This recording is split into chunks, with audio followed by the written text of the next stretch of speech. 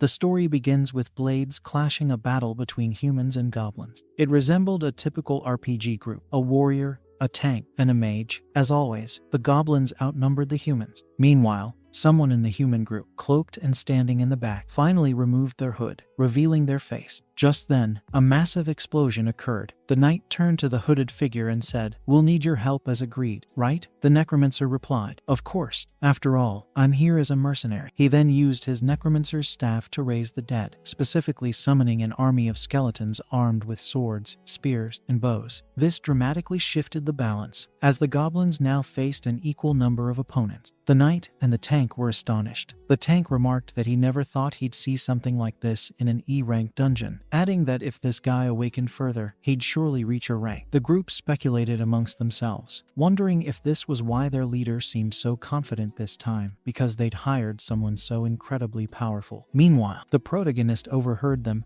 and thought to himself, so this is the convenient status of a unique authority necromancer. It was explained that among the 7.9 billion people, only 1,000 possessed this rare profession. However, at that moment, the necromancer could only summon ordinary skeletons wielding swords, spears, and bows, all E-rank. The protagonist reflected, thinking, "I'm just a slightly irregular necromancer." In the background, the others questioned why he only summoned skeletons. Skeletons were the most basic summons for a necromancer, the easiest to create. The tank joked, "Maybe he thinks this dungeon is too easy, so he's just using skeletons. Man, I'm jealous of that ability." But the protagonist thought, "Jealous? Huh." The system revealed that the protagonist, named Ju Dong-hun, held the profession of a cursed necromancer, ranked only at E. The system described him as someone who controls the souls of the dead, a necromancer capable of manipulating spirits and sinister poison. However, he was cursed, and the only thing he could summon were skeletons. Ju Dong-hun felt the weight of envy and inadequacy. It was explained that 10 years ago, humans began receiving unique abilities upon reaching adulthood at 20 years old. These unique authorities were completely random. Some received practical professions, like blacksmiths, while others got support roles, such as healers or explorers. Because these professions were assigned at random, not everyone was happy with their results. Nevertheless, these abilities helped humanity survive the monstrous invasions. Despite this, Ju Dong-hun's growth as a necromancer had completely stagnated. He was an E-rank summoner who could only call forth skeletons until the day he died. His profession, forever, was to be the guy who helped clear E-rank dungeons. Later, after the battle ended, the team celebrated the skeletons' victory over the goblins, but Ju Dong-hun thought to himself that his progress was utterly stagnant. After completing the dungeon report, Ju Dong-hun excused himself and left. As he walked away in the cold streets, he sighed, wondering why people overestimated him so much. They thought he was all-powerful when, in reality, he was weak. It frustrated him, especially since these misplaced expectations only gave him false hope. He thought that even an exploration or production ability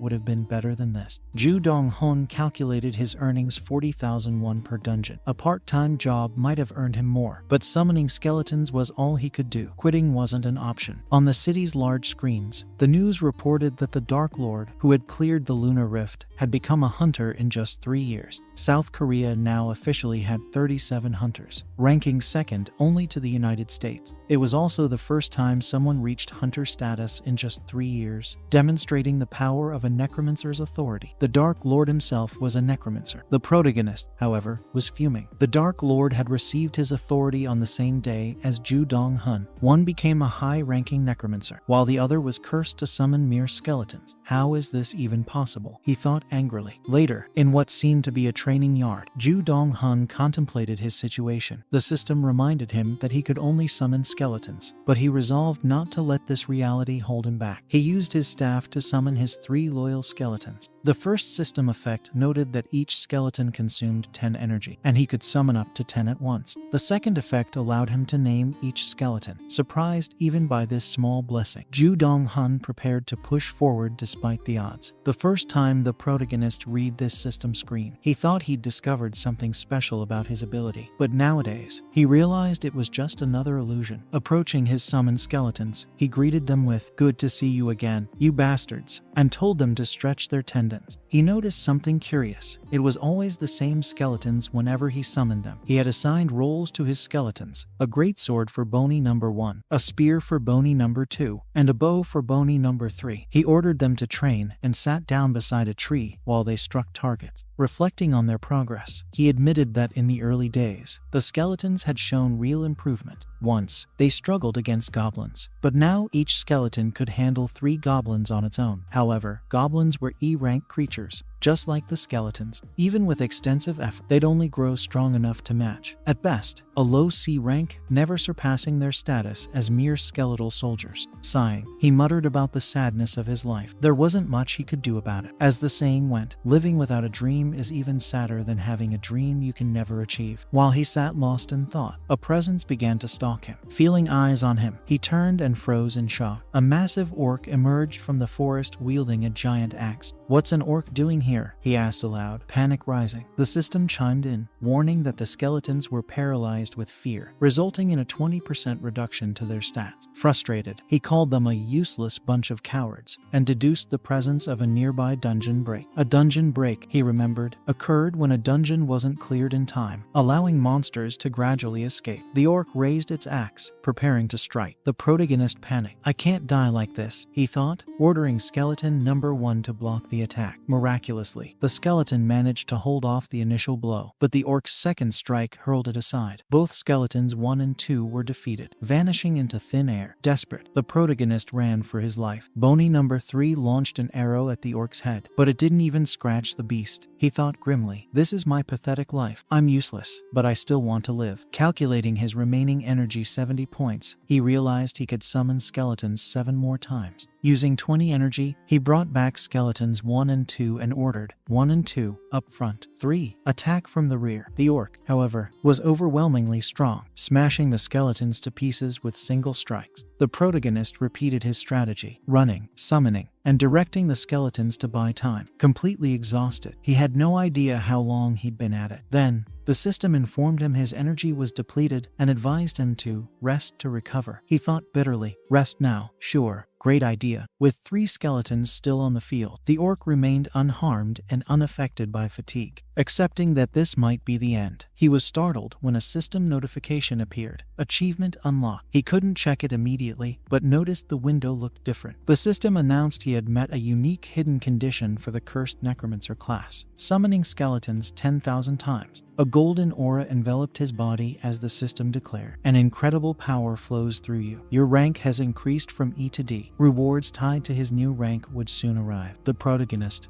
gasping for breath, shouted, "Soon? No, make it now, please." The orc, ready to strike, found itself facing a rejuvenated necromancer. The system restored his energy completely, upgraded his summoning ability to D rank, and empowered his skeletons with the same golden aura. Skeleton number 1 blocked the orc's axe with ease, leaving the protagonist marveling at its newfound strength. Seizing the moment, the protagonist summoned 2 more skeletons, numbers 4 and 5. The system notified him that new weapons had been awarded: a shield for skeleton number 4 to act as a tank, and a staff for skeleton number 5 to serve as a mage. Stunned by this development, he thought, "Now I even have a mage skeleton." With his upgraded team, the battle turned. Skeleton number 4 charged forward with its shield, forcing the orc to change targets. When the orc attacked, the shield absorbed the blow and disarmed the beast. Above the orc, a massive fireball hovered, cast by skeleton number 5. As the fireball struck, skeleton number 2 drove its spear straight through the orc's open mouth, delivering the finishing blow. The protagonist is completely terrified by this, shocked, and the system notifies him that he has managed to defeat a strengthened orc. The protagonist thinks that he believed his life was completely doomed. But now, after defeating that orc, he feels that the world doesn't want him to die just yet. Later, while slurping down some instant noodles and looking at another system screen, he can hardly believe what he's seeing. He checks his status window. Hunter, Ju Dong Hun energy, 100 unique authority, cursed necromancer rank, D. The protagonist reflects that he never expected his abilities to grow in such a way. He gets emotional and says, "This is it. My efforts have truly paid off." He wonders how he will eventually reach rank C, but is already grateful to have advanced advanced from rank E to D. He decides that now he needs to focus on the basics. He notes that his greatsword skeleton No. 1 has reached an intermediate level of attack power. Just imagine its strength now. And skeleton No. 5 can even cast an ice storm spell. As skeletons No. 1 and No. 2 charge ahead, he thinks this formation will be perfect. Later, at the agency where he takes on jobs, he overhears people talking about a challenging task that pays very well. The protagonist wonders what's going on when he notices a man with a rank C badge. Why is someone like that here, he thinks. Just then,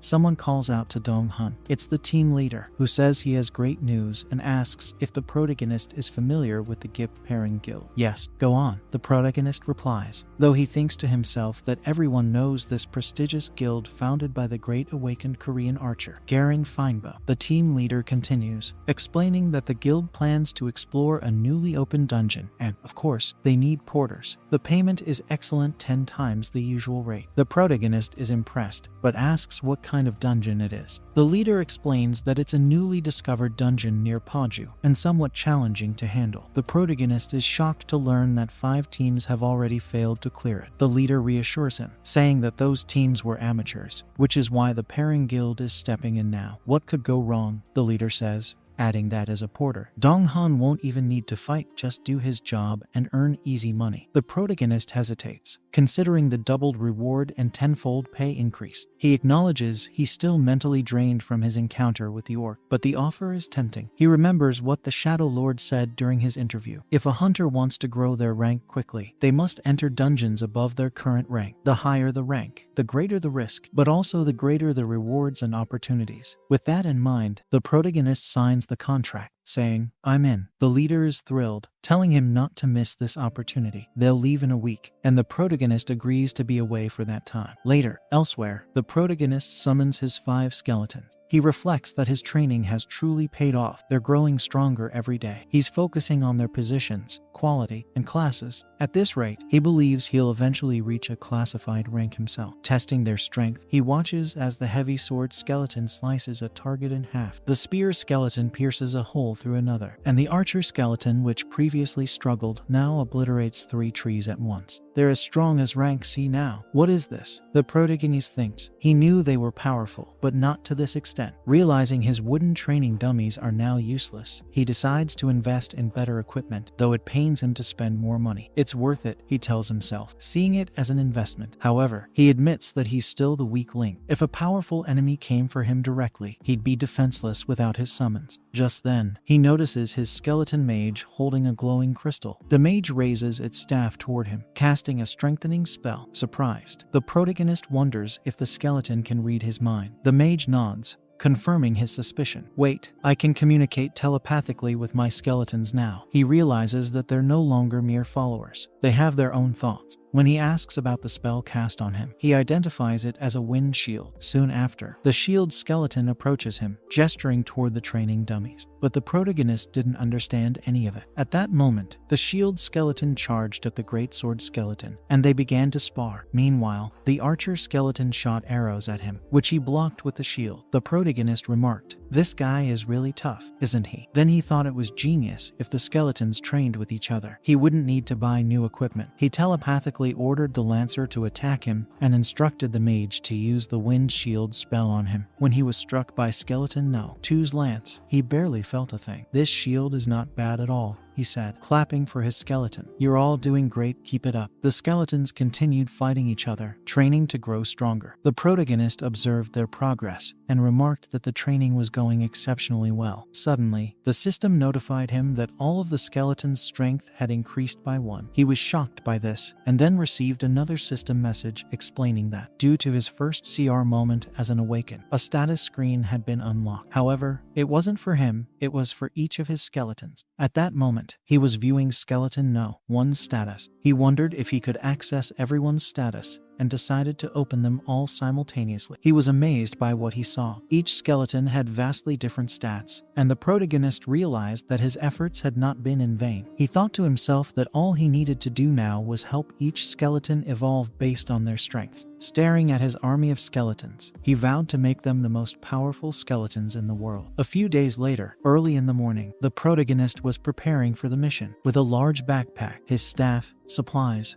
and a sleeping bag, he was ready to go. Though his role was only that of a porter, he felt nervous because it was such a major guild. Soon, someone called all the mercenaries to gather for instructions. They were to assemble at the front of the dungeon. The protagonist noted that the dungeon was very close to Paju Station, and its energy could be felt even from 200 meters away. Yet, he thought it looked like a normal dungeon, naturally formed. Meanwhile, the mercenaries were chatting nervously. One mentioned that the darker the aura around the dungeon's entrance, the more difficult it was. Another reassured them, saying that since they were with the Parent Guild, everything would be fine. All he wanted was to finish quickly and get back home to eat properly. The protagonist wondered if they were really safe just because they were with a big guild. He dismissed the thought. Recalling how many dungeons across the world had caused humanity great trouble, he reflected on how many lives had been sacrificed for the pride and greed of ranked hunters. Even so, he decided to put his life on the line for this. Suddenly, he heard a voice behind him. Turning around, he saw no one. The voice continued, commenting on the interesting energy he emitted. It identified him as rank D with a porter's badge, but questioned who he really was. The protagonist, now alarmed, wanted to ask who this person was. The voice insisted it had asked first, and accused him of hiding his abilities to become a porter. The protagonist thought the person misunderstood, but he was shocked by how much the voice had deduced from a simple analysis. He considered that the Parent Guild had many rank A hunters, and the difference between rank A and rank D was immense. The voice teased him, saying his nervous expression made him even more suspicious. Then it asked outright if he was a spy. Emerging from stealth, a woman with long hair and adventurer's attire appeared before him. She claimed the protagonist had excellent intelligence skills,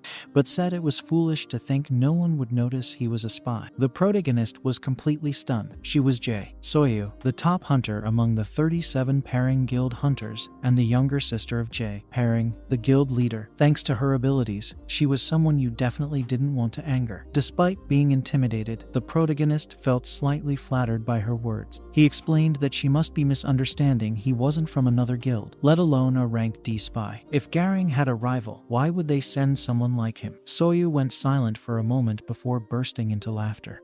Sorry, I was just joking, she said. The protagonist was dumbfounded. You've got to be kidding me. Why would she do that? Meanwhile, others nearby were gossiping about her. The protagonist wondered if she had done a background check on him beforehand. He reflected that his obsessive training with his skeletons might have drawn attention. Still, he thought that catching the attention of a high-ranking hunter wasn't necessarily a bad thing. Soyu then asked him, "Are you very upset about what I did?"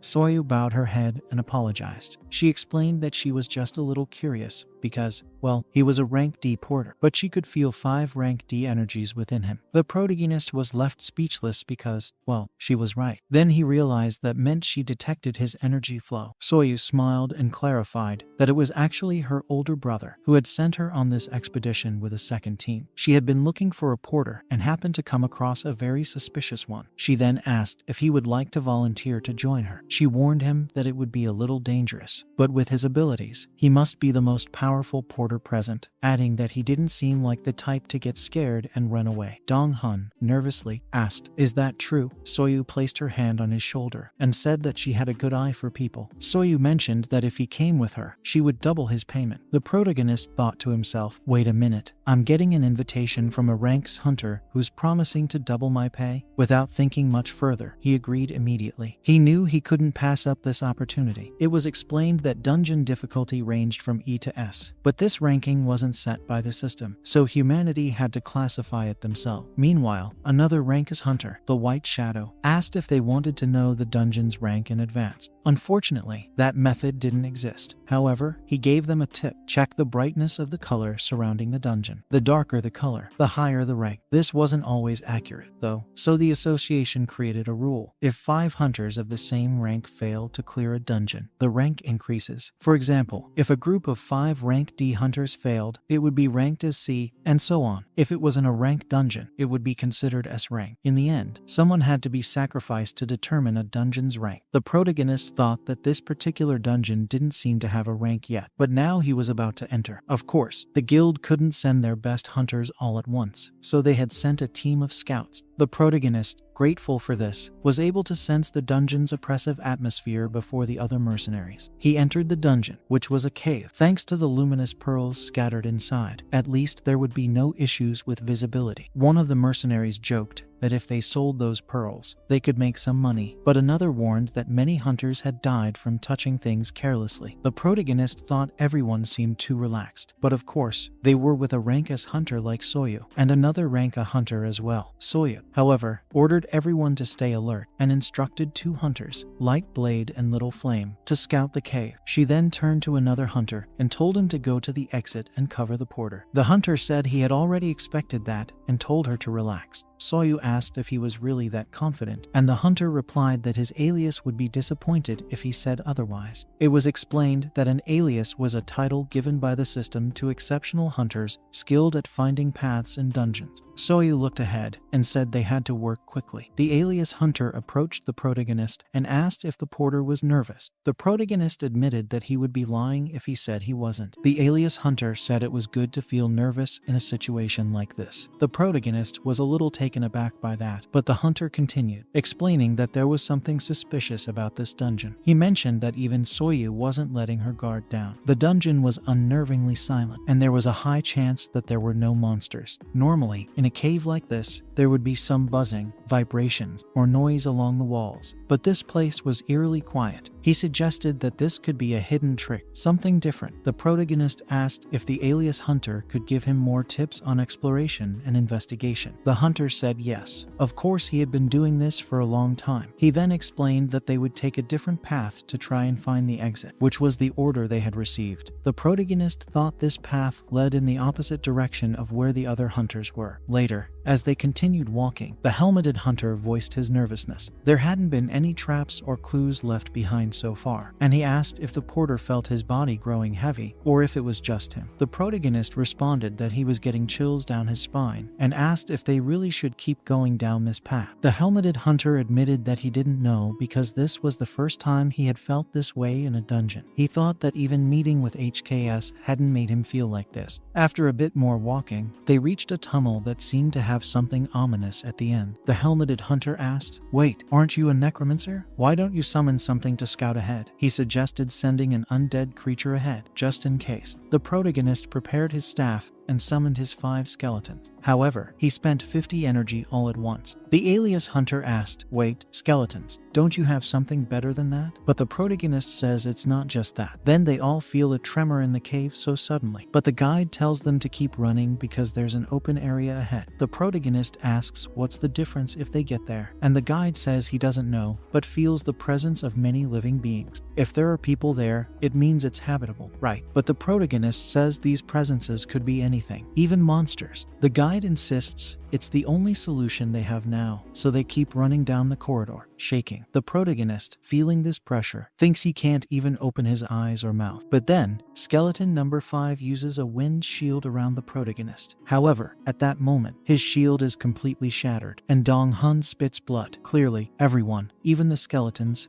is being affected by this enormous pressure. The protagonist thinks that this pressure is enough to break a spell, but wonders if the guide is already up ahead and questions if something is wrong here. A newly appeared dungeon in Paju turns into a dungeon so terrifying it even scares a hunk. The protagonist thinks he must survive. He can't die here. He needs to live to achieve everything he wants. So he walks against the pressure until he passes through a heavy barrier, and the system alerts him that he has reached the next stage. The description says it's an old man with white hair, full of deep resentment. And of course, this leaves Dong Hun completely confused. Then, he sees another system screen showing the same stage with the same name, and the system says that the resentment of this old man is so deep it turns into ice. The challenge now is to enter the room and defeat the old man. The protagonist thinks that this self-proclaimed old man with white hair must be the boss of this dungeon. Then someone shouts that there are people here, a member of the trio that was there gets up, desperate, asking if they are from the reinforcement team that came to rescue them. The protagonist protagonist wonders if they are the hunters who fled the pressure and came here. The others are impressed that the guide is ranker and mention there's even a necromancer. They are a rescue team, desperately asking for help, asking for food as well, because they are starving and thirsty. The guide tells the protagonist to distribute the emergency food first. The protagonist, still annoyed with the guide who left him behind, thinks he needs to understand how a dungeon works. After the group eats and drinks, the protagonist thinks that a wrong decision could have led him to be like these men now. The guide tells everyone not to rush, to eat slowly, and asks for an explanation of what happened here. The guy in the hood says he will speak for his team, and as you can see, he is rank B among the survivors here. He's the highest rank, but he feels that this place is completely different, strange, unlike any other dungeons he's been to. The guide asks what he means by strange, and the guy says, well, just look, there's no exit here. He says it doesn't matter where you start, wherever you go, there's no way out. Everything leads to that cursed door, and the corridors are guided by this malicious aura and pressure, so there's no way out. He says the only thing left to do here is to challenge what's behind that door. But he says the conditions for clearing it are insane, no one can defeat it. He repeats that phrase, an old man with white hair, full of deep resentment. The guy says it's impossible. No matter if it's rank D, C, or B, everyone looks like ants compared to that old man. But the others get excited, saying that if the guide really is a ranker, the outcome could be different, and maybe he can get them out of this hell. They're a bit hopeful, but the guide stays silent. The protagonist then asks, wait a minute, if the boss is so powerful, how are you all still alive? The guy in the hood says it's a good question.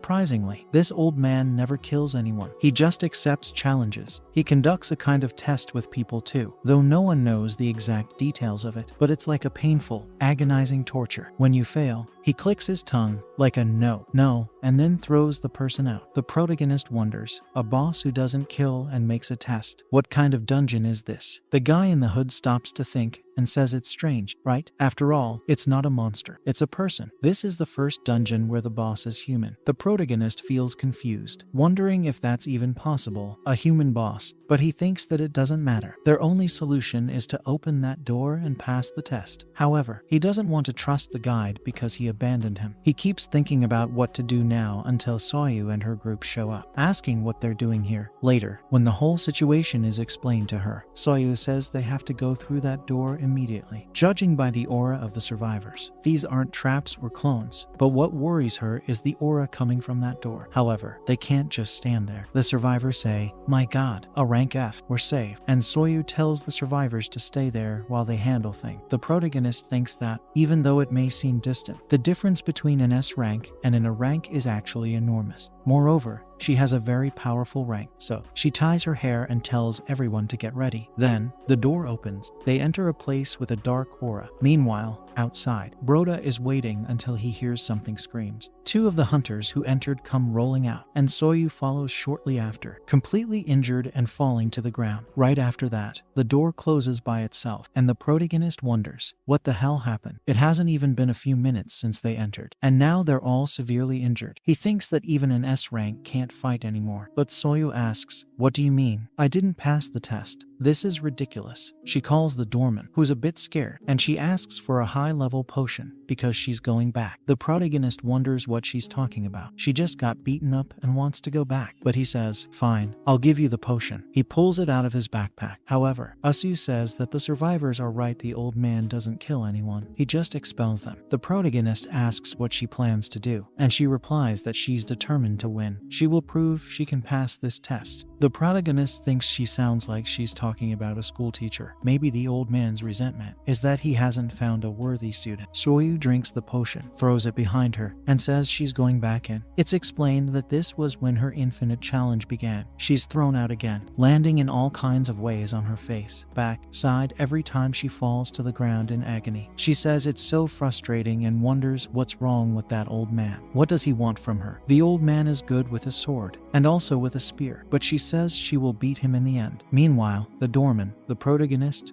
is still waiting. A whole day passes, then a second day, a third, a fourth, and she doesn't stop trying. She's completely insane by now. She wonders if the old man uses magic. How is this possible? And if anyone can get past it? The protagonist thinks it's a big problem. If anyone were to come to rescue her, it wouldn't solve anything because she really wants to win. He has a feeling that even a group of 5S ranks wouldn't be able to defeat that old man. Asura admits that the old man is very powerful, but while she's alive, she will keep challenging him. The protagonist thinks that's the determination of an S rank, but he gets up, thinking that even the survivors will suffer more. He says he's pissed off about all of this too, and won't just stand there watching. After thinking about it, all the hunters considered good passed through the door and came back, except for him, because he's not considered good. So, the others realize the doorman has stood up, and Soyu asks what's wrong with him. He says he wants to try entering the door. This shocks Soyu, and Lamberta asks if he really wants to try where an S rank failed. He's just a necromancer who summons skeletons. He has to know his place. He's just a guy who carries a backpack. Lamberta is ready to draw his sword, but Asura tells him to stop and asks why he wants to go in. Doesn't he trust her? The atmosphere grows tense, and the protagonist says, "No, it's not that." Soyu asks, "Then why do you want to challenge it so much?" The protagonist explains that the old man said he was looking for someone suitable, and he thought this resentment might be about finding a worthy disciple. A worthy disciple doesn't necessarily mean someone with potential. They don't have to be perfect. In other words, it's someone willing to learn from him. Soyu then asks if the protagonist wants to go in and make the old man his master instead of defeating him. The protagonist says yes. That seems to be the hidden condition. It's explained that sometimes a dungeon has an alternative way of being completed, which also gives hidden rewards. Soyu starts thinking about this and hidden path and says, "All right, let's say you're right. How do you plan to become the old man's disciple? Are you saying you have more potential than me, an S rank?" The protagonist notices Lamberta's angry expression and realizes the situation is getting tense for him. He says, "No, I really doubt that's the case." She gets closer and says, "You didn't deny it." But he replies, "You're misunderstanding. Calm down. It's pain. The truth is, pain. Everyone else went through it, except for him." He adds, "It looks like I'm the weakest here." Soyu smiles, then turns and says, "That's true. Now you're showing your true face, aren't you?" She says she knew from the start that he was suspicious. She says he has the eyes of a wolf, an observer. Then she asks if he wants the hidden rewards, if he's trying to make a fortune here. The protagonist gets stressed and thinks, this woman should be a fortune teller, not an S rank. She can read his eyes so quickly. Then Soyu says that he can go. He can try, since there's no other solution. It works for her too. Soyu adds that no one is here to stop him, especially since she also failed the test. The protagonist asks if she's really going to let him go, and she says yes, but he only has one chance. She mentions that the emergency food is running out, and the rescue team still hasn't arrived. This means they need to resolve it as quickly as possible. The protagonist lowers his head in reverence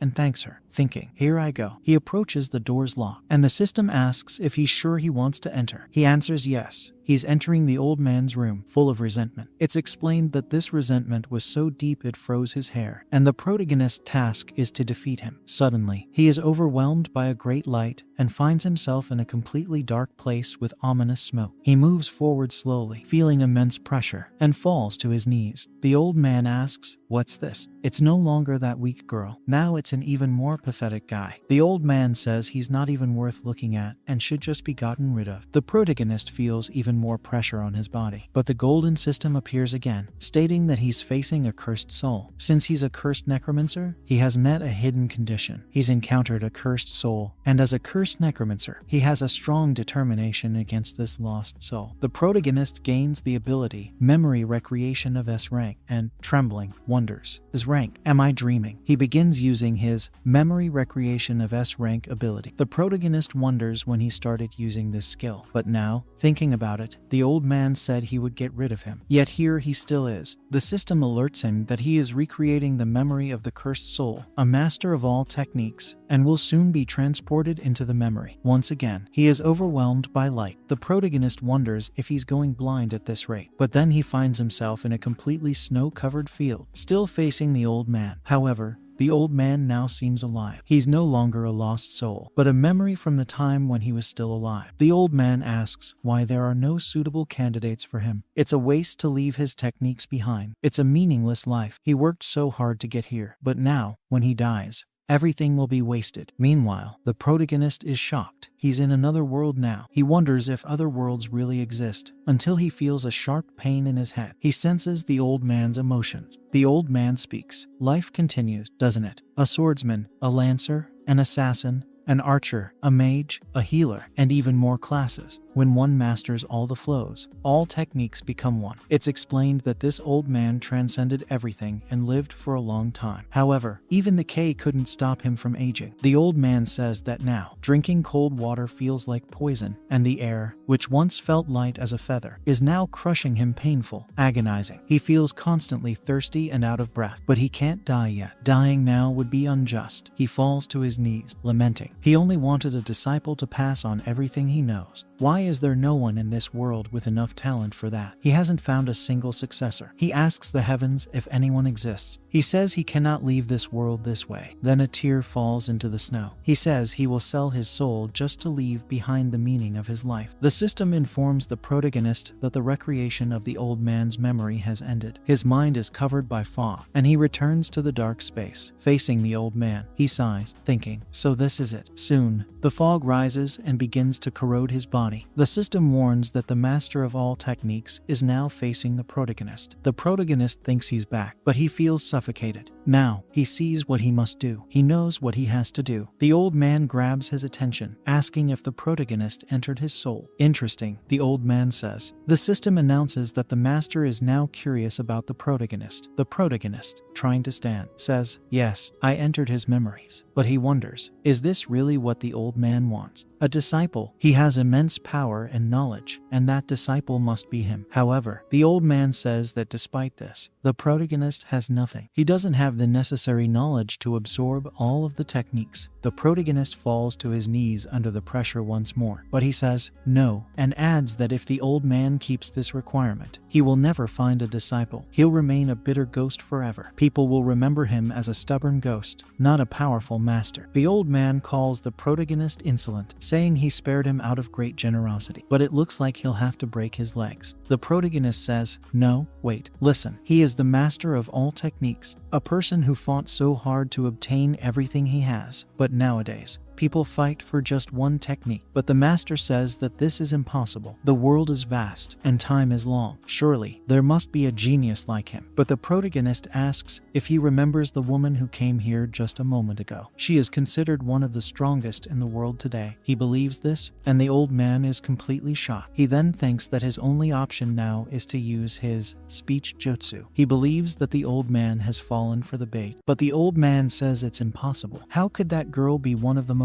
powerful in the world? The protagonist is trying to deceive him. The protagonist stands up and tells him to look him in the eye. Does he have the eyes of a dishonest person? He's not lying at all. The master calmly analyzes the situation and admits that it's true. The protagonist is being honest with him. However, he says it's a shame. The protagonist then asks, since no one meets his standards, why not him? The master asks, you want to be my disciple? And the protagonist replies, yes. Why not pass on your skills to me? The master asks if he really wants to be a disciple, adding that he is not only stubborn, but now proving to be insolent and shameless. He would rather teach trash than teach the protagonist. However, the protagonist says he doesn't want him to teach directly. At that moment, the protagonist opens his system and summons his 5 skeletons. He asks the master if this is good enough, if he sees any potential in them. The master stays silent, analyzing. The protagonist thinks that his necromancer ability has no limits. The potential of his skeletons is infinite. He tells the master that each of his skeletons has a unique ability and that they are excellent learners. If the master wants a disciple, that's fine. It can be them. They are immortal. After all, the master asks if he really believes his skeletons are worthy. The skeletons don't feel pain, are more resistant than any human, and challenge anything because they fear nothing. The master turns away, and the protagonist, feeling the pressure, thinks that it's over. But then the master says that this is so fun and ironic. The disciple he so desired was not a human, but an undead. He says the potential of the skeletons is indeed huge, and they must have been exceptional warriors in life. Even now, they are exceptional. The master adds that teaching more than one person is quite challenging, but he is willing to commit to it. Then, the golden system appears, saying that the protagonist has fulfilled a hidden condition and reached a hidden stage of this dungeon. They then return to the snowy field where the old man was still alive. The old man says that he will trust the protagonist's determination, his words, and his honesty. He asks the protagonist to promise that, no matter what happens, he will inherit everything he possesses and leave his mark on the world. The system explains that the hidden condition is the master's recognition, to be recognized by the transcendent being of the other world. The master of all techniques, the protagonist must simply convince him. The protagonist says that he will never miss this opportunity and will inherit all the knowledge, no matter what. The master says that's great, and the system congratulates the protagonist for passing the stage of the white-haired man. With much resentment, in the next scene, the protagonist wakes up in a hospital bed. Someone says, "You finally woke up, huh?" And the person with him is Soyu. This, of course, confuses the protagonist, and he wonders why he's in the hospital. Then,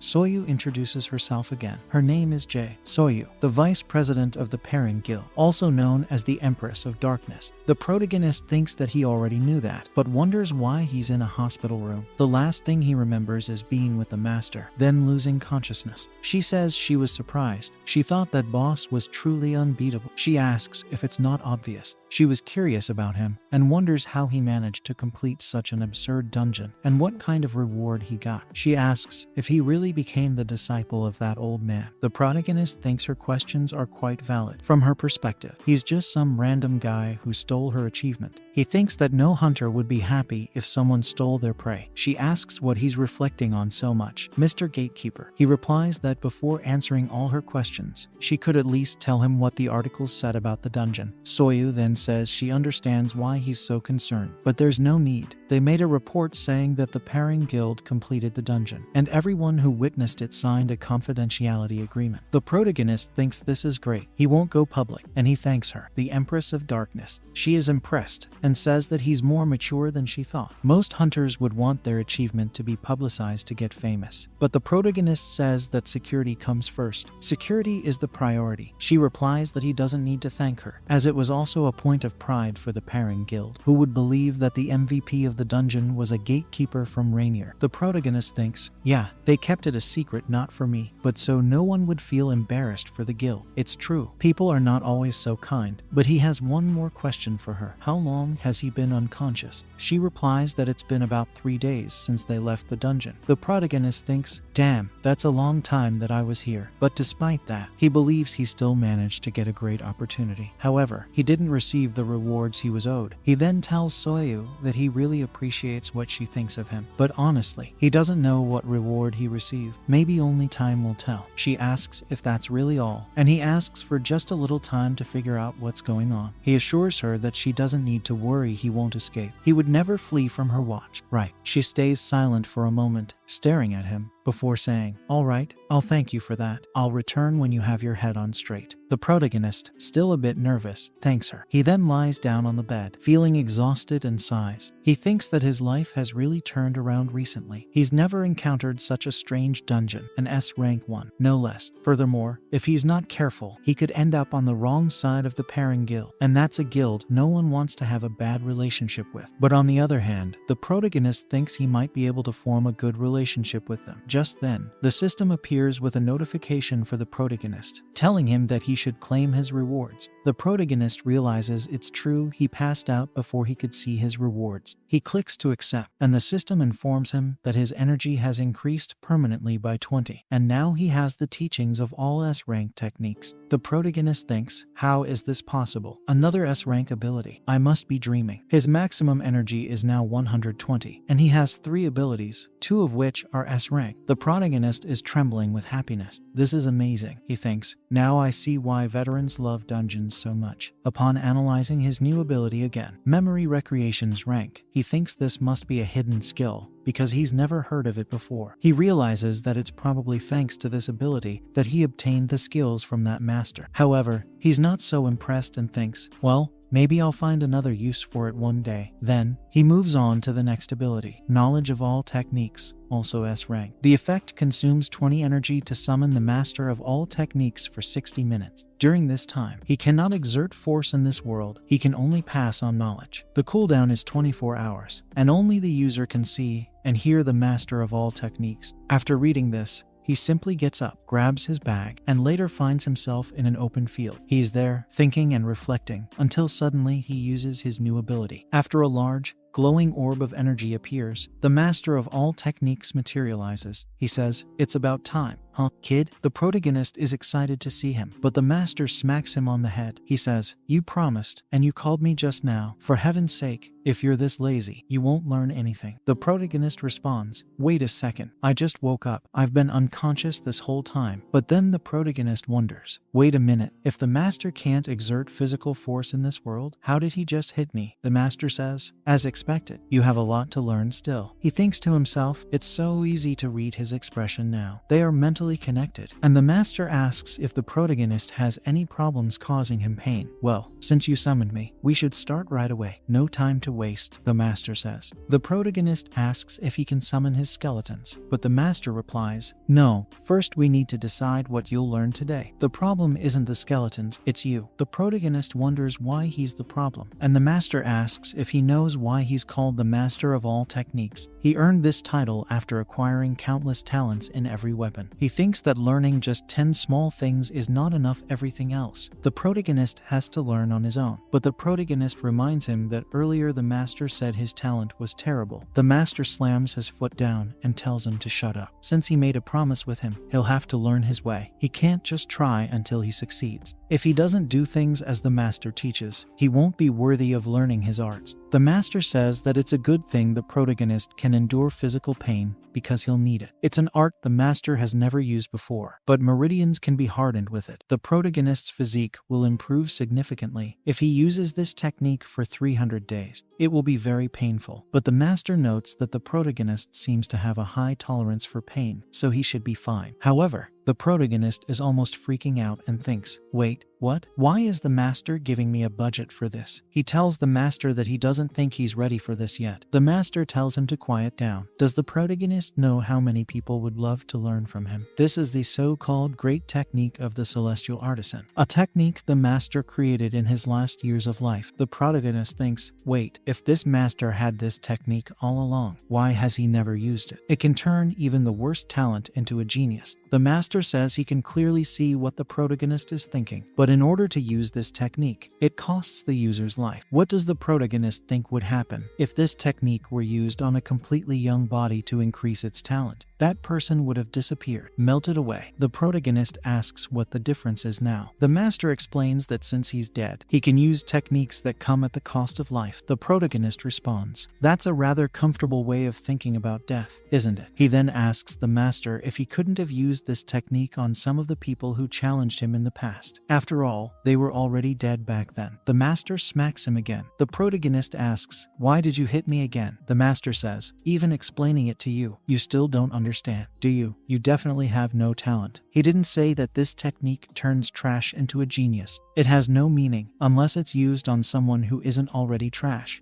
Do you understand? The protagonist thinks, "Wait, I'm trash." The master clarifies that the technique doesn't work on people who are already at a certain level. Their bodies have already been influenced by other energies. Compared to them, the protagonist's body is clean, still weak. Even though he has the ability to summon the dead, that doesn't change his body. After all, innate geniuses aren't that much more impressive than geniuses who are forged. Right. The protagonist starts reflecting. He realizes the master is being brutally honest. It hurts, but he knows the master is right. If only the skeletons could get stronger, and if he can kill 2 birds with 1 stone. The master asks if he's ready, and the protagonist says yes. Later, though, the protagonist is groaning and screaming in pain. He bangs on the ground and says, Wait a minute." But the master smacks him on the back and asks why he's screaming so much when he's just getting started. The protagonist thinks he has to endure, but then thinks, wait, this is just the beginning. As the master continues to hit him with mysterious energy, the protagonist grits his teeth, thinking he has to endure. Just then, a system screen pops up in front of him, but before he can even read it, he's smacked again. The protagonist thinks, what the hell, and faints. The master comments, "This is a great technique. You've resisted really well, even though you're trash. A very resistant piece of trash." He says that the protagonist's desire to get stronger, his mental and physical resilience, shows that maybe he's not a lost cause after all. When the protagonist wakes up, he asks if it's over for the day, but the master says, "Of course not. You still have 30 minutes left." The master lifts the protagonist by his shirt and asks if he thought he would just get a massage today. The undead are waiting, aren't they? The protagonist, almost in tears, agrees and thinks that he just wants to die. The master begins explaining again, saying that the foundation of all professions is physical strength, and it seems that the skeletons have a great deal of physical power, even without muscles. So, he'll start with proper posture. This is the posture for horseback riding, which the master used often in his past life. The muscles in the human body are concentrated in the lower part, creating a solid base of strength and stability. The protagonist is trembling as he tries to hold the posture. He asks why he's being forced into this position, and the master says that although the protagonist doesn't have talent, he has something great: tenacity. He can endure anything, but of course, a master should never be weaker than the ones they summon. The protagonist can't even speak, focusing all his energy on his muscles. He thinks, I can't take this anymore. What kind of training is this? This is torture. Later, he collapses face first onto the ground, and the master says, all right, that's enough for today. Do this training every morning, and don't even think about summoning me in any other way. The system informs him that his knowledge of all techniques ability has expired and can be used again in 24 hours. The master of all techniques vanishes, and the protagonist, lying on the floor, calls out to skeleton number 1, asking it to carry his body. He thinks, I can't even walk. Later, when he enters the agency, the team leader greets him, saying, so, you finally showed up. Do you recognize these two guys? The protagonist thinks, yes, of course I remember them. Then the team asks how the necromancer is doing, noting he's looking a little different. He's been working out, they joke. The protagonist feels embarrassed, but admits that he's a bit better now. He thinks to himself that he has gained some muscle, and his shoulders feel a bit broader. His body seems to have changed. He wonders if this is the result of that 30-minute massage. Then he asks, wait, why are these hunters here? The guy in white and the one with bangs introduces himself as Kang Jeru, a C-rank hunter. He mentions that the actions the protagonist took before really impressed him. Gripping the protagonist's hand, he says they only survived because of him, and of course, he wants to form a team with him. The protagonist responds that he's just a mercenary, but Kang introduces himself as J. Dong H. He says that the topic now is another dungeon that has appeared. It's a well-known C-rank dungeon, and they'd like to hire the protagonist for the job. The leader says that since the protagonist is low on money, he'll take any job. The protagonist looks at the leader, and the leader gives him a nervous little smile. The protagonist says that this guy is a loose tongue, but he admits it's true he needs money. Jay mentions that this dungeon is tough, even for rank C, but they can still try their luck. If they're lucky, they'll be well rewarded. Recently, one of the groups found a potion of power there, and the protagonist is impressed. A potion of power is rare in any dungeon, no matter the rank. A high-level potion of power can cure any curse or disease. Jay says it's not bad at all. This time,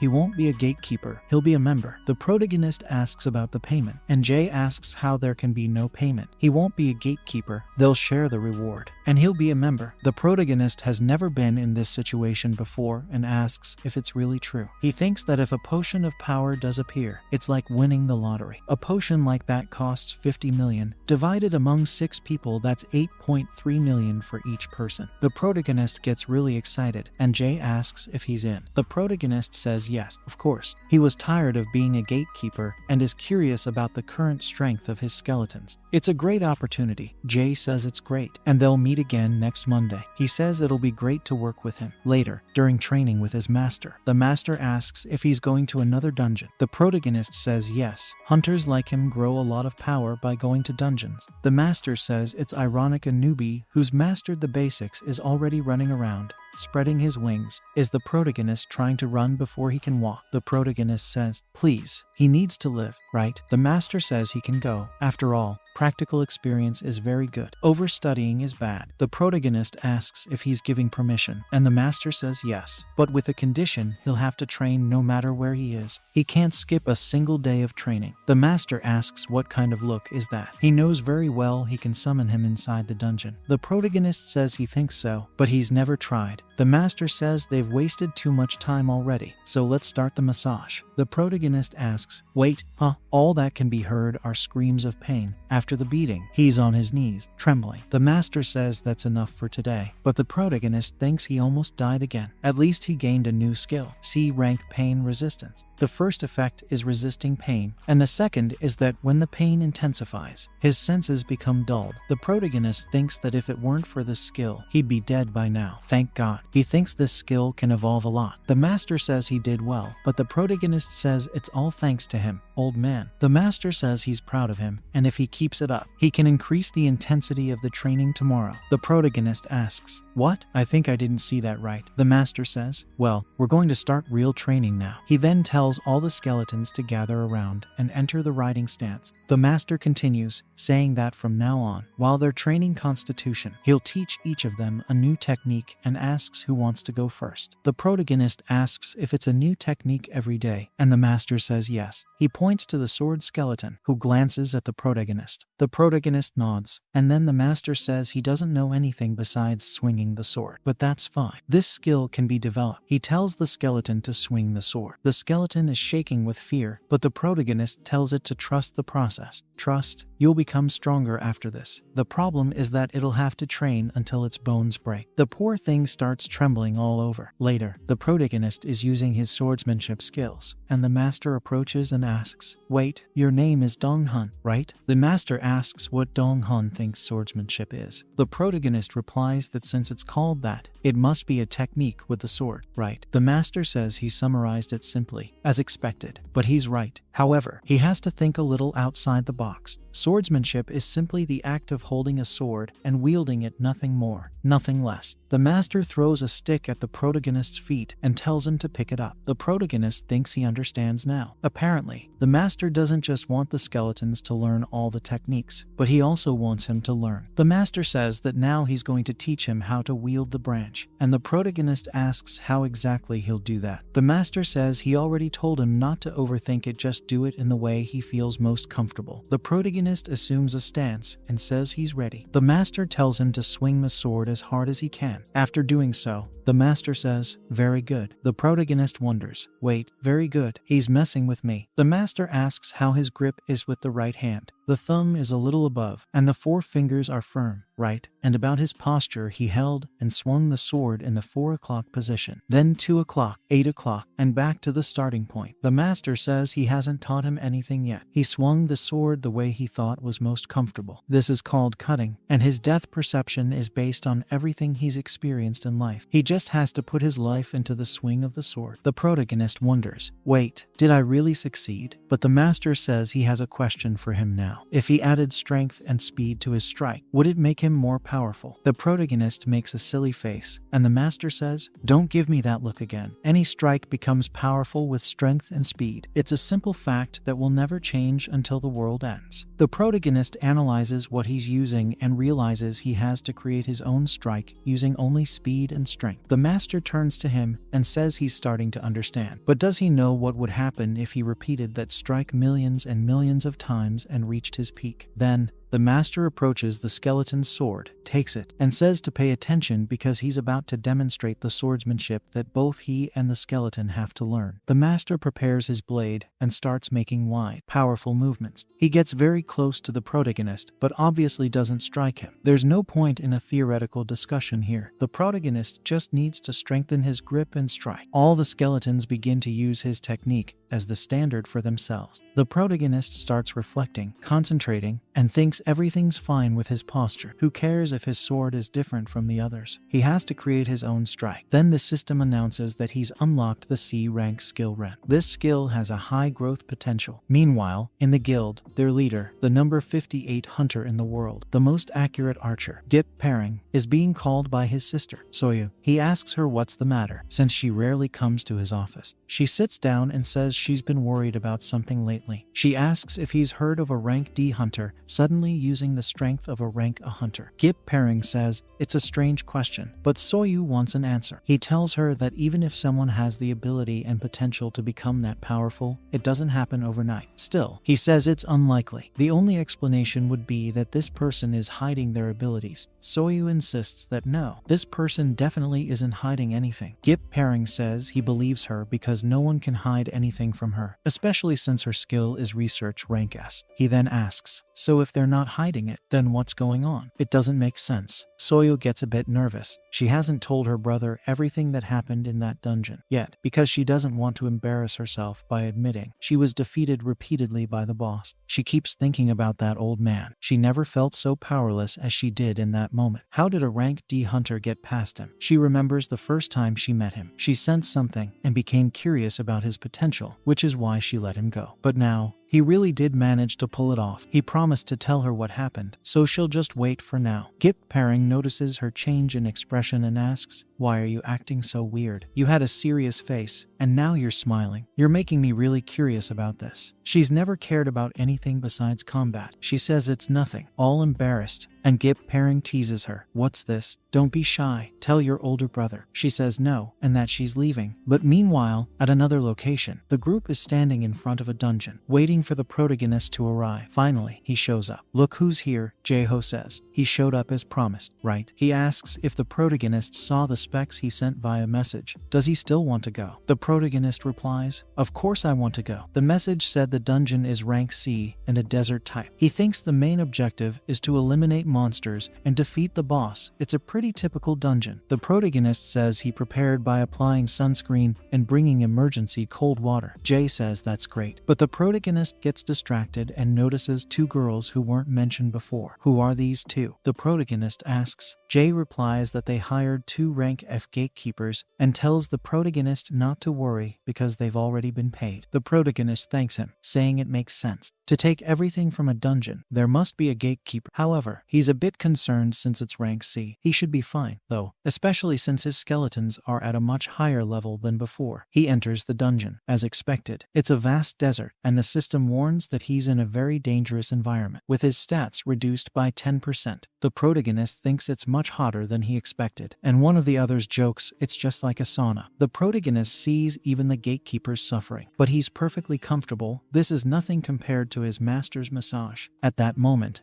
the protagonist summons his 5 skeletons, each with their weapons, preparing for battle. Everyone is quite impressed, and the guy with a hat says they seem stronger than before. Jaeho tells everyone to focus. The monsters in this dungeon are scorpions and snakes. One of the guys gets scared by the snakes, but Jay reassures him. It's fine, they're rank C monsters. He tells the gatekeepers to just follow them closely and pick up whatever they're told to pick up. That's it. Later, everyone is walking with the skeletons, but people are already feeling faint from the heat. Suddenly, Jaeho tells everyone to stop and look ahead, though it doesn't seem like there's anything there. The guy with the hat says there's nothing there, but the moment they're looking around, a large stinger bursts out from the sand, and huge scorpions leap towards them. Jaeho quickly pulls out his dagger and kills several of them at once, telling everyone to form up and unite for combat. The group starts fighting, and the protagonist is just watching. He thinks these scorpions are probably stronger than the orc he defeated before. He then orders skeleton number 5 to use air shield on him, and after the aura surrounds him, he calls his army's attention and says it's time to finish off these monsters. The protagonist thinks that with this shield, he's safe now. Skeleton number 4, holding his shield, uses the skill provocation, and the protagonist commands the skeletons to take care of the scorpions. The system announces that the provocation worked, and now the scorpions are targeting skeleton number 4. The sword-wielding skeleton tries to land a blow, but the scorpion's carapace is incredibly tough. The protagonist thinks that even if the sword doesn't pierce their carapace, the attack is still working overall. They just need to keep hitting until they fall. After some time, they manage to kill one scorpion, then another, and the protagonist thinks this is much easier than it seems. Jaeho approaches and says that the protagonist's skeletons are amazing. He seems like the perfect partner for the team. The protagonist replies that he didn't do much. It's just that the others handled the stronger ones while he took care of the rest. Jaeho tells him not to be so humble. The protagonist feels flattered, but also shy. He thinks to himself that he can't be too careless when he says he's the perfect partner for the team. Besides everything else, They're all very powerful here. And the protagonist thinks that they definitely don't need him here. Just a mercenary who was rank E until recent. Still, they know he's the only one who made it past that boss. However, because of his non-disclosure agreement with Pairing, he can't openly talk about it. The only way for this group to understand his abilities is simple. Invite him to a dungeon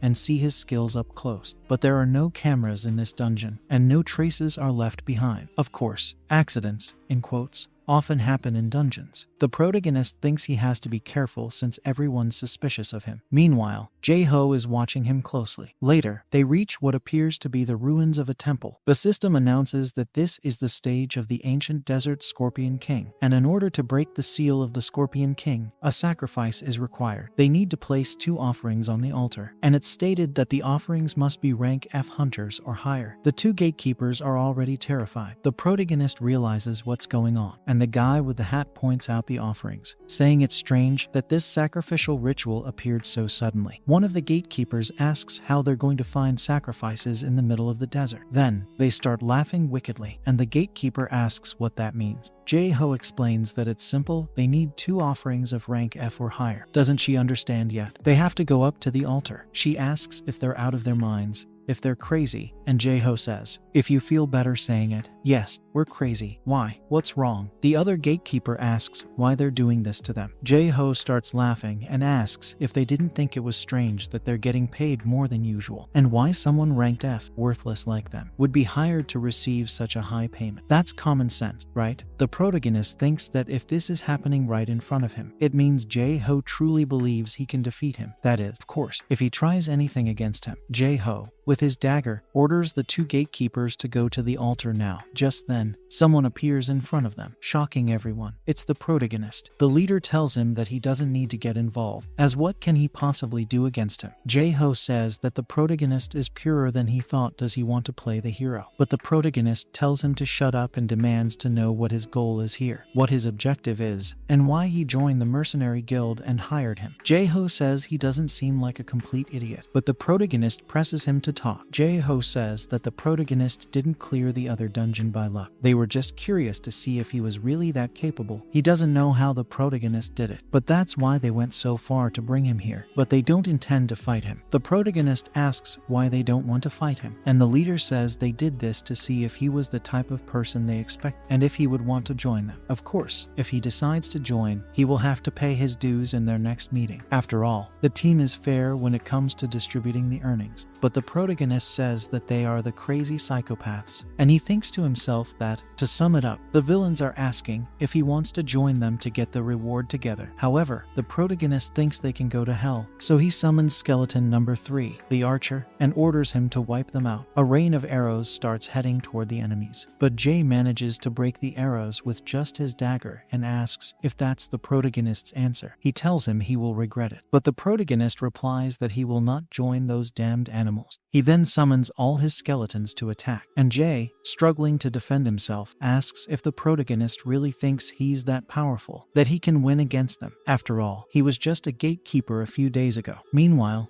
the protagonist thinks that Jae is more powerful than he had thought. Jae is a rank C hunter, but close to rank B, which the protagonist thinks might actually be better. Then Jae starts laughing and asks if the protagonist thinks he's the only one dealing with this situation. He says it's a big mistake to think that, and questions why they think it's so dangerous to enter a dungeon without a defined rank. At that moment, the protagonist smells blood and warns Skeleton 1 to defend. The skeleton blocks the blade, and the protagonist thinks that the bloodlust he felt was so powerful that, even though the impact was on his summon, he felt that pressure too. Jae says it's excusable, but reminds him there's no way to escape now. It's a miracle the protagonist lasted this long against a rank B hunter. But suddenly, someone calls for him. It's one of the gatekeepers who had been crying. She apologizes, saying they've caused more problems, and thanks him for what he did. She says they should let her die in his place, but the protagonist wonders what those poor women did to deserve this being sacrificed just because they're weak. He decides he won't give up and will save them. He thinks about a rank of assassin, realizing he has an ally even more powerful than this one. So he summons his master. The master, analyzing the enemies and the situation, says that he knew this would happen sooner or later, but the protagonist insists that it's urgent and begs for advice. The master tells him that a good piece of advice is to accept death. It's really a shame, but he can't win. The protagonist tells him to stop lamenting and help. If he dies, the master will never fulfill his goal. The master replies that the protagonist got himself into this mess. He never asked him to come here and should be pissed off. Even if he mastered all the techniques, it's impossible to do the impossible. The assassin, encountering the protagonist for the first time, politely asks what he gained from that previous opportunity. The protagonist wonders if he's talking about the dungeon with the master. He then thinks there's a solution to his situation. He'll try to intimidate them somehow, pretending to be in control, and says they'll have problems if they don't cooperate and share his secrets. The master says, "Ah, now I understand." The protagonist asks if the assassin is curious about the reward he obtained. The assassin confirms, saying of course he is. The protagonist mentions that Soyu failed to get it, but he succeeded, so the assassin is very curious. The protagonist says he'll tell him, of course, since he's a rank a hunter. The assassin says it was a good choice and that he's more sensitive than he thought. The protagonist replies that he won't tell him until the assassin lets him fight those bastards behind him. His resentment won't let him talk until then, so they make an agreement.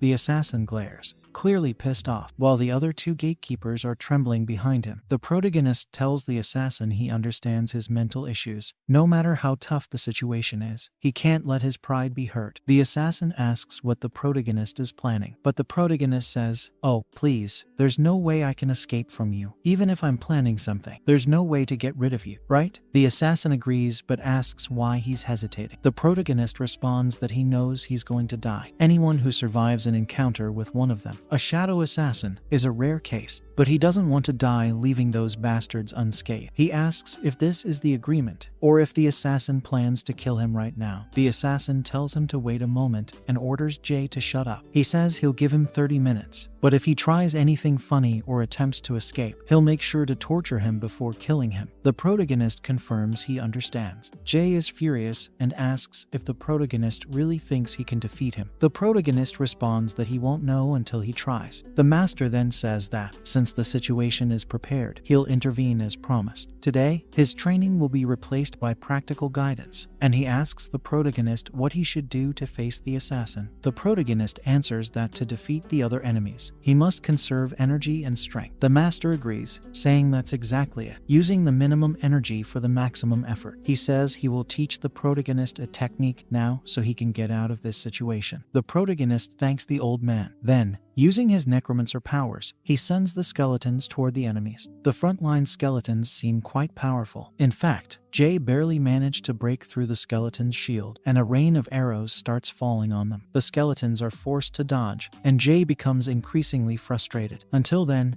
skeleton number 5 uses a fireball, and when it explodes, the enemies start running from it. They ask, since when can skeletons throw fireballs? Skeleton number 1 charges forward, dueling against Jay. He's so powerful that he breaks Jay's daggers, which were blocking his attacks. Then, Jay is kicked in the stomach and sent flying. The assassin thinks that the skeleton's movements are flawless and clean. At this pace, the protagonist might actually win this fight. But then, he feels something, a strange presence, as if someone had entered the dungeon. Meanwhile, Jay is on the ground, beaten, and the protagonist appears before him. Jay pleads for mercy, asking to be spared. The master tells the protagonist that the enemies are pretty weak. It wasn't a real experience, but it was useful. The protagonist replies that his real experience will be against the assassin. However, the master warns him not to be arrogant, saying he can't win. The protagonist replies that he's been risking his life since the beginning of this situation, but as he prepares to attack, he notices another assassin approaching. The master starts laughing, calling him an idiot, saying he found another one of these types of assassins. The master tells the protagonist that he's actually kind, but never thinks a step ahead. The protagonist realizes the master is right. He doesn't have any tricks on his side. He's still very weak in this world of hunters. Even though he doesn't like to admit it, he has to face the truth. He wonders why he was so confident to make this kind of bet. Then Jay starts laughing loudly, asking if the protagonist really thought he would leave alive. Just then, the other assassin appears before him, and the protagonist realizes he has to run now. But the newly arrived assassin tells the other that they need to leave because Soyu is in the dungeon. The protagonist wonders why Soyu is in the dungeon. The arriving assassin tells the other they need to leave now. If they get caught here, they'll die. The other assassin agrees, and in a moment, they simply disappear, leaving Jay behind. Desperate. Both Jay and the protagonist look around and see that there's nothing left. The protagonist thinks this is the power of a rancor. Meanwhile, Outside, Soyu is just waiting. She thinks she's probably being paranoid. She feels like a weird stalker for following Donggu here. She says that she managed to follow him here because of the information from Perry, but something doesn't feel right. She turns to leave, thinking that the protagonist promised to tell her when the time was right, so she shouldn't worry too much. She decides to wait, so she leaves. Jay thinks everything is going wrong. Why are they going to die like this? Meanwhile, the skeletons are wiping them out, but Jay says he won't die in vain. He will use everything he has at his disposal. While the group is being completely annihilated by the protagonist's skeletons, the protagonist notices that Jay is trying really hard. It's clear he's planning something just by looking at his face. So, when Jay starts to run, the protagonist orders skeleton number 1 to block his path. Jay, with his guard down, gets his arm ripped off by the skeleton. The protagonist finds himself in a small dilemma. He wonders if Jay would have spared his life. He thinks not, there's no way. The same goes for the rest of them. Damn them. Jay curses, asking if the protagonist thinks he'll fall so easily. He charges forward like a madman, even without his arm. But then skeleton number 1 rips off his leg, knocking him to the ground, causing him to scream in pain with severe bleeding. He hits the ground, asking why. Why did the protagonist appear before him? The protagonist asks what he's talking about. He replies that it was Jay who appeared before him, but Jay tells him to stop wasting time and just kill him. The protagonist responds, "Kill you? No, it won't be that easy." Jay gets increasingly enraged, demanding to be killed already, but he is grabbed by skeleton number 1. He's dragged toward the sacrificial altar. The protagonist says that they needed 2 sacrifices to open the altar. When Jay realizes it, it's already too late. The system announces that the conditions for the sacrifices have been met. The protagonist thinks that if they hadn't attacked him or those girls, he would have left without doing any of this. But now, the story is different. He's just giving them what they deserve. An eye for an eye, a tooth for a tooth. He says he's only getting revenge on those who tried to take his life. Before he dies, Jay curses the protagonist, but he is pulled onto the altar. The system announces that the conditions have been fulfilled, and the sacrificial altar has been completely opened. The protagonist says, "Goodbye, have a good next life." Then he wonders, by the way, why hasn't Soyu entered yet? The way the assassins reacted, she should be here by now. If it weren't for her, he wouldn't be alive right now. He would have had to fight 2 rankers, and that definitely wouldn't have been a pleasant experience. He thinks he should be on that altar instead of the others. Then, the ruins of the temple begin to shake violently, and the door slowly starts to open. The protagonist feels a little scared, not knowing what will happen. The system then announces that the Desert Scorpion King has broken free from its seal and will unleash its wrath, which has been trapped for centuries. The 2 girls behind him are terrified, trembling. The system informs them that even the skeletons can sense this terrifying presence, and their stats have been reduced by 20%. The protagonist thinks that maybe he shouldn't have done this. One of the girls asks if everything will be alright, and he responds that he doesn't know, but is sure of one thing. This is definitely better than facing those assassins. The girl agrees, and the protagonist thinks that if he just uses the training he's received from his master, everything will be fine. Speaking of his master, he says the protagonist doesn't need his help to deal with such a weak creature. If he can't fight it, he might as well die. The protagonist replies that now is not the time for jokes, but the master insists, "I'm not joking. I'm leaving now. Call me again tomorrow. Goodbye." And with that, the protagonist is left desperate when his master is dismissed. He wonders if his time is already up. They hear a loud noise. The Desert Scorpion King is getting closer, screeching in anger. The protagonist realizes that in the end, he will have to face this creature alone. He feels pressure, but it suddenly decreases and stops. The protagonist thinks the attack must be coming from below. He uses skeleton number 5 to create a wind shield around him and orders all the skeletons into formation. They stay in silence, waiting for the attack. Then it comes. The ground cracks open, and the scorpion emerges, destroying everything in its path. The protagonist realizes that the scorpion ignored him and attacked skeleton number 3 instead. He wonders if this creature is really that intelligent. After knocking down skeleton number 3, the scorpion turns to face the other skeletons. Enraged, the protagonist orders skeleton number 4 to step in with its shield to protect him, then uses the provoke skill on the scorpion. It seems to work because the scorpion charges at the skeleton like a bull. Skeleton number 4 uses its blocking skill, and the scorpion barely makes a dent in its defense. Now the protagonist sees an opening and orders the mage and the archer to attack. The skeleton, well coordinated, form a line and attack simultaneously with arrows and fireballs. while the lancer and swordsman press the front lines. The protagonist thinks that a weak spot isn't necessary. They just need to pound on the creature. But the scorpion gets even angrier and spins its tail, hitting all the skeletons and sending them flying. But of course,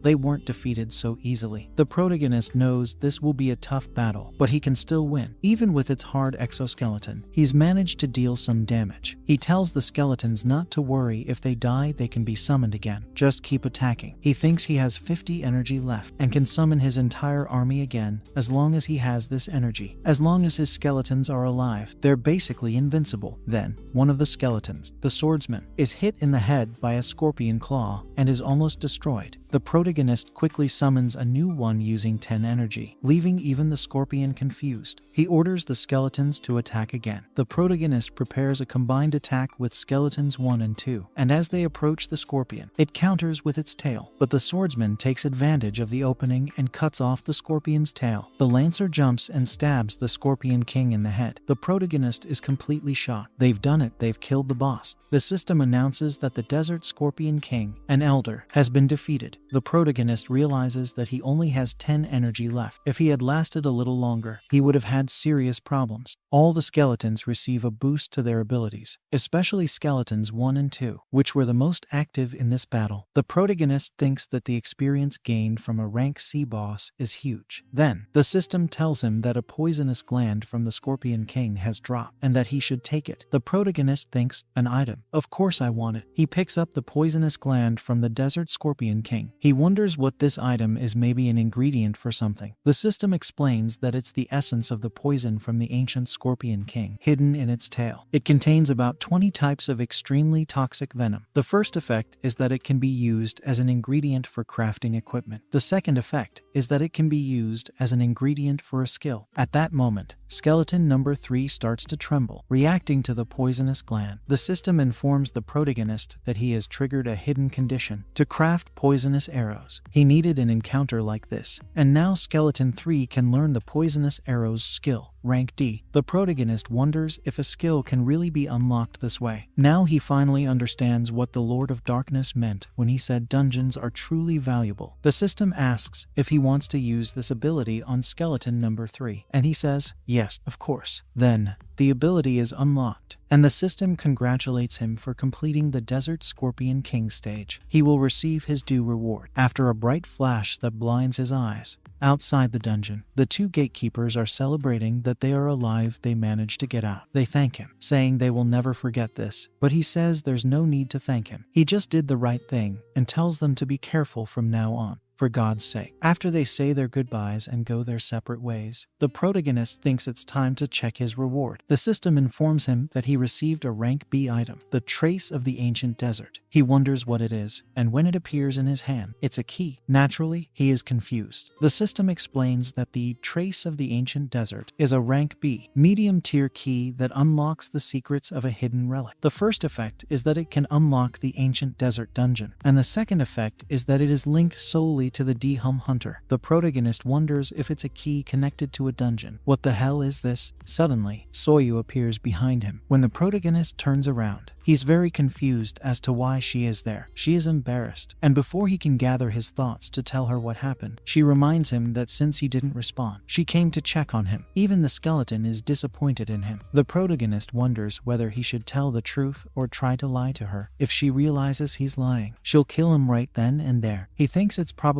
better to just tell the truth. After all, he's a rookie hunter who doesn't know anything about this world, and maybe this is a good opportunity to connect with a powerful hunter like her. The protagonist sighs and says, all right, Dark Empress. She wants to know how he completed that dungeon and what reward he got. He says he will tell her everything, but he has one condition. The protagonist says the first condition is that he wants protection until he becomes truly strong. She asks, protection? Are you in debt to someone? He says, not exactly. There were some bad people after me. She asks, what else? He says that the first condition is this, and there's nothing more. Then he adds that he's still a rookie and needs her guidance. He shows her the key and asks if she knows what it is. She asks if it's a medium-tier key, and the protagonist wonders why this item surprises even her. Is a rank S really that incredible? She asks if he got it in the dungeon he just came out of, and he confirmed. Soyu says he was extremely lucky. The chances of finding this type of key are almost zero. There are less than 100 of them known in the world, and they are not tradable. The protagonist wonders what makes this key so special, but she continues explaining that this key is a very fruitful opportunity. If he enters the dungeon that the key is tied to, he can unlock hidden quests. As he completes these quests, they can even reach rank S. All the medium-tier keys she's known have done this. The protagonist is completely shocked by this. Rank S? She says that hunters like her are desperate to find an item like this. She thinks for a moment and says, "All right, I accept your conditions." He's quite surprised and happy about this, but she says she also has a condition. Later, at the protagonist's house, he opens the door, and Soyo asks if he really lives in a place like this. The protagonist says it's pretty shabby. He said there was no need for her to follow him to such a place, but she says a promise is a promise. While the protagonist tries to clean up some of the garbage in his apartment, Soyu looks around and says there are no active surveillance devices or abilities here. Also, there are no rank D hunters nearby the building, so for now, he's safe. He asks if she really managed to check all of that in just a few seconds, and she says she was just confirming his residence. Why? She asks. Because I'll be staying here for a while, she says. She tells him to let her know when he's going to train the next day, and the protagonist confirms, but starts thinking about their earlier conversation. She wants to monitor his training, and he asks why. She says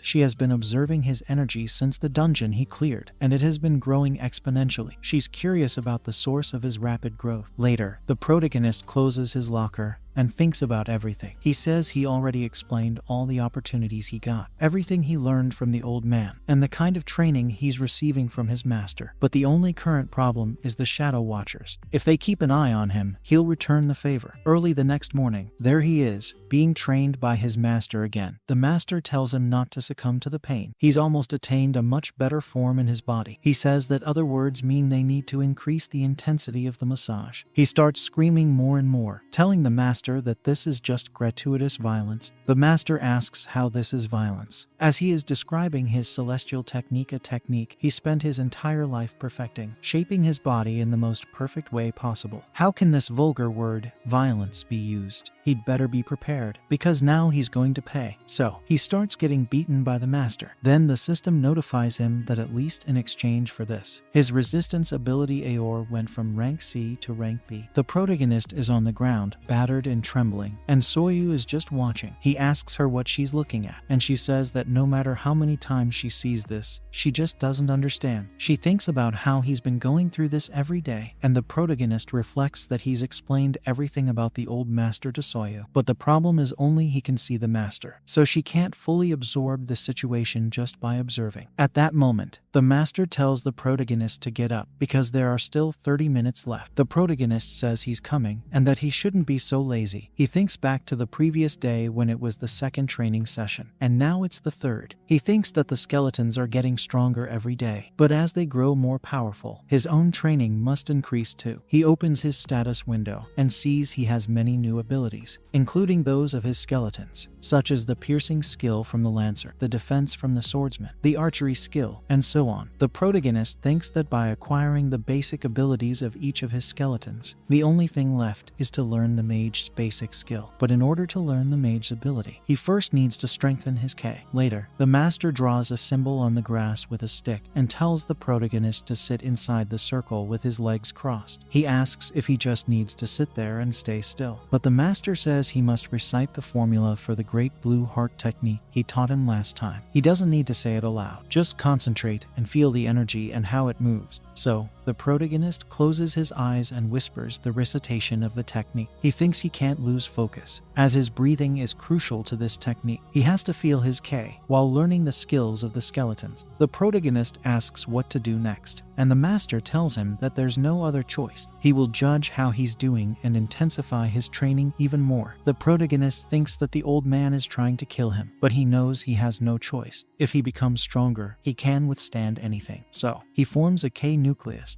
Later, in the city, Soyu is on top of a building, reflecting on the protagonist. She wonders if he really became the disciple of that bizarre old man. She still remembers the countless times she was thrown out of his room. She gets chills just thinking about it. It was terrible. She thought he had a lucky opportunity, but in fact, the protagonist's determination and resistance to pain, with his tissues and bones being rebuilt, is oddly strong. She has to acknowledge that, at least. But she thinks that she has no choice but to keep a close watch on him, especially since that old man, whom she couldn't do anything against, is right by his side. For now, she will just observe his growth and, in some way, wonders if he will surpass her. She wonders how far this guy will go. It's quite exciting to think about. Meanwhile, at the Shadow Watcher's headquarters, in the director's office, where he was pouring some wine into a glass, there was a nervous assassin present. The leader asks if he needs reinforcements because of Soyu, and the assassin, the one who tried to kill the protagonist before, says yes, sir. The leader, alias Hellhound, says he didn't know the boy was involved with the pairing guild. The assassin apologizes, saying he should have informed him earlier. Alias asks if this is really an opportunity to control all the top hunters, and the assassin confirms it. Seeing Soyu's interest in the boy, he's sure of it. Alias admits it's tempting. Then,